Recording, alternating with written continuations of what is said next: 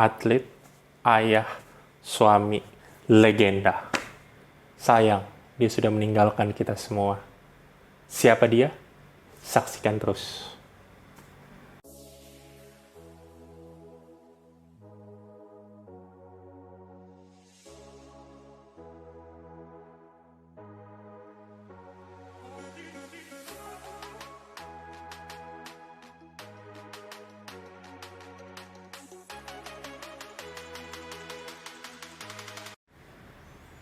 Halo netizen, apa kabar kalian semua? Kembali lagi di channel Hari Aflus. Kali ini nih episode kedua. Kebetulan hari ini kita akan ngomongin biografi seorang, saya menyebutnya seorang legenda. Salah satu, bukan hanya atlet idola, tapi juga manusia hebat. Siapa dia? Kalian sudah lihat sendiri di samping ini. Ada tulisannya. Kenapa kita ngebahas Kobe Bryant? Karena banyak yang bisa dipelajari dari sosok yang sudah meninggalkan kita sekitar awal tahun ini. Kobe Bean Bryant lahir di Philadelphia 23 Agustus 1978 dari pasangan Joe Bryant dan Pamela Bryant. Dia adalah anak ketiga dari 3 bersaudara, kakak-kakaknya semuanya perempuan. Kebetulan ayahnya, yang kita sebut sebagai Jelly Bean itu adalah nickname atau panggilannya di ayahnya Kobe Bryant. Jadi menamai anak bungsunya dari sebuah makanan Jepang steak yang bernama Kobe. Makanya di Jepang itu ada yang namanya Kobe. Nah, dia itu semenjak usia 3 tahun sudah sangat mencintai bola basket, apalagi ayahnya adalah pemain basket profesional. Dan saat dia berumur 7 tahun, ayahnya pindah ke Italia untuk bermain di liga basket profesional di sana. Maka itu sekeluarga makanya pindah ke sana, dan selama hampir kurang lebih 6 tahun, Kobe mengikuti ayahnya di sana. Makanya dia sangat menguasai bahasa Italia selain bahasa Inggris dan Spanyol. Kecintaannya pada bola basket semakin bertambah seiring kesukaan dia berkompetisi, dan akhirnya saat ayahnya pensiun sebagai pemain bola basket profesional di Italia sana, saat dia berumur 13 tahun, Kobe dan keluarganya kembali ke Philadelphia, kembali ke Amerika Serikat, dan akhirnya memutuskan untuk tinggal di sana. Nah, Kobe itu akhirnya mengikuti SMA di namanya Lower Merion High School, dan dia benar-benar menjadi bintang di sana. Sehingga akhirnya berbeda dengan pemain bola basket profesional lainnya yang setelah SMA biasanya mereka akan pindah ke kuliah dulu, main bola basket sambil kuliah, baru pindah ke profesional, yaitu NBA. Tapi Kobe tidak. Mungkin karena kepercayaan dirinya yang tinggi, dari SMA dia langsung lompat ke bola basket profesional. Awalnya dia itu disangsikan oleh banyak orang. Dan awal-awal pertama karir dia pun melakukan banyak kesalahan.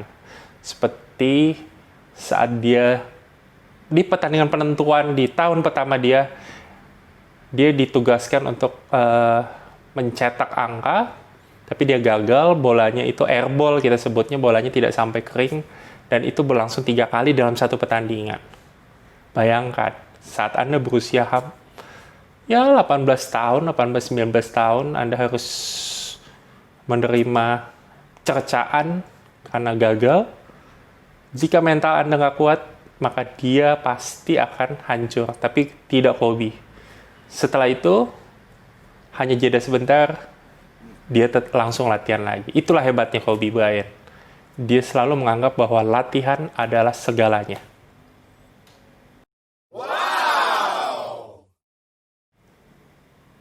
Segudang prestasi telah diraih oleh Kobe Bryant.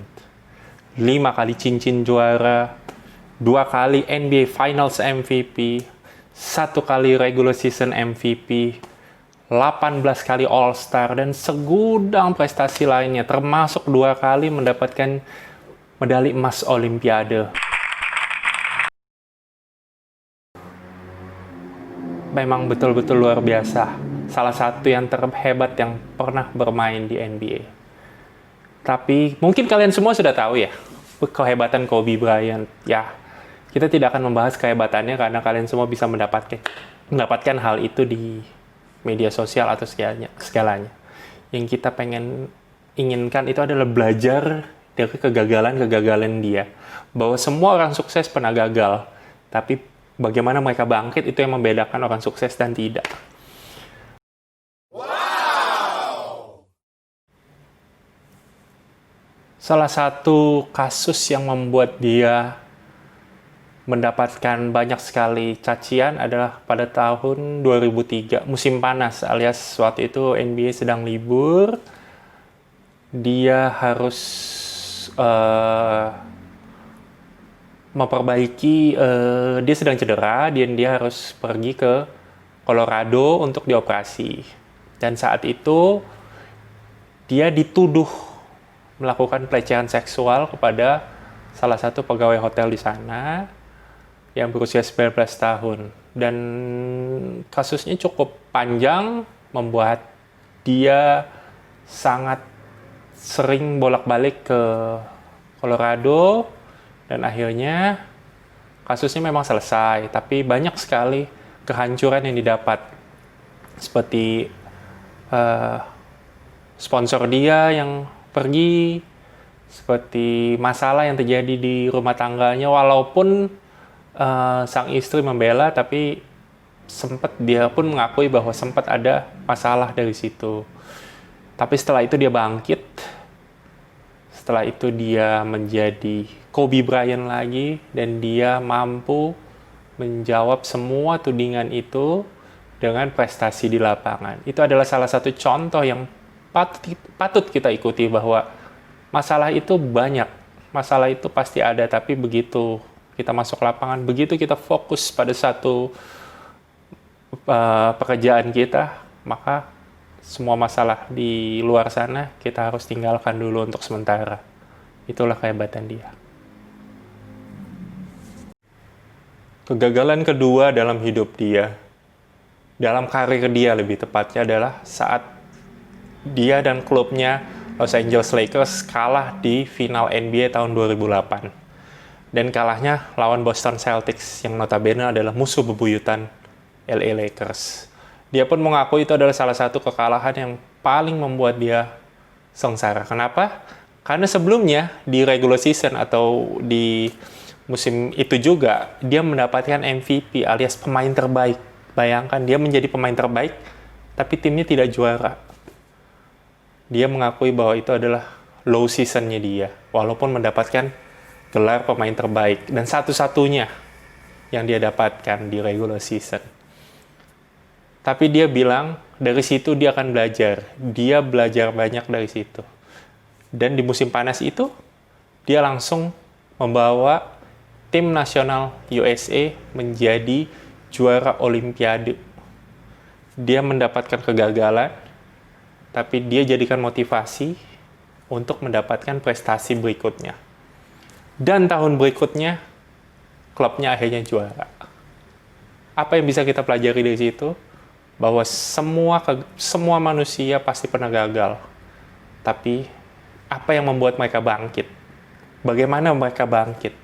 Itu yang harus kita pelajari. Kobe Bryant memberikan kita contoh bahwa kegagalan memang akhir dari dunia. Tapi untuk satu hari itu, setelah itu, hidup harus terus berjalan. Mudah-mudahan bisa kalian pelajari dari situ.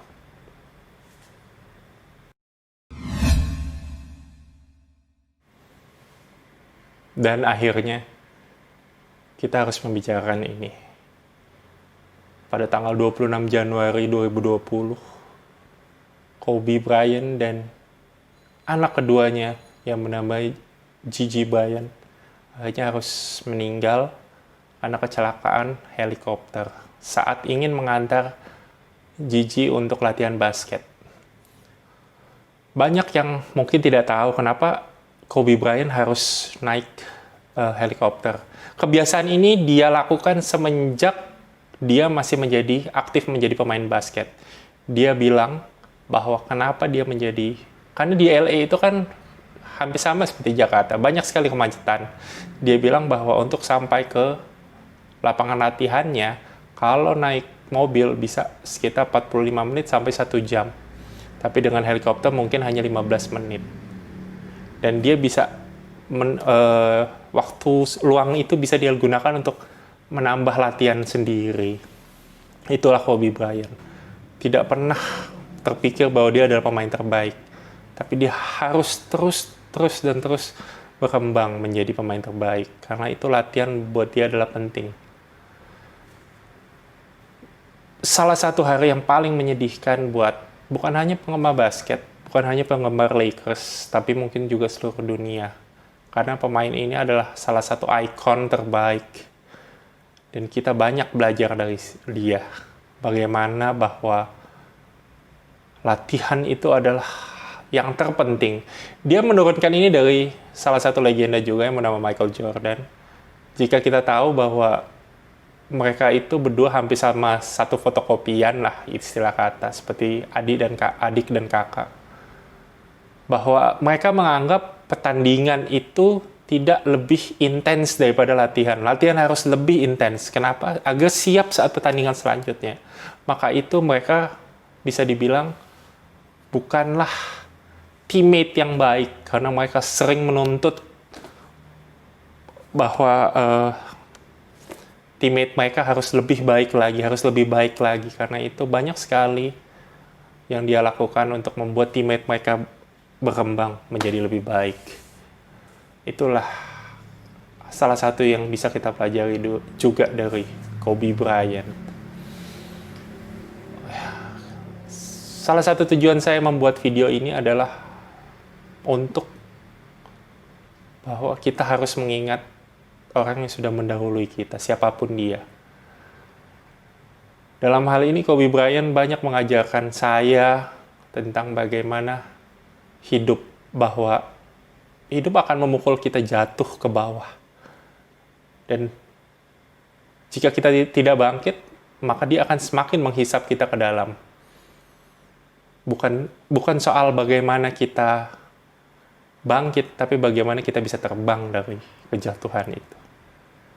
Mudah-mudahan kalian semua menikmati biografi dari Kobe Bryant ini, dan kami akan terus mengupdate channel-channel kami ini. Sekian konten kita kali ini, konten biografi tentang salah satu atlet, salah satu idola saya. Semoga kalian suka, semoga kalian bisa mengambil kesimpulan dari situ, bisa belajar banyak dari atlet, salah satu pemain basket terbaik. Dan jangan lupa untuk klik tombol subscribe,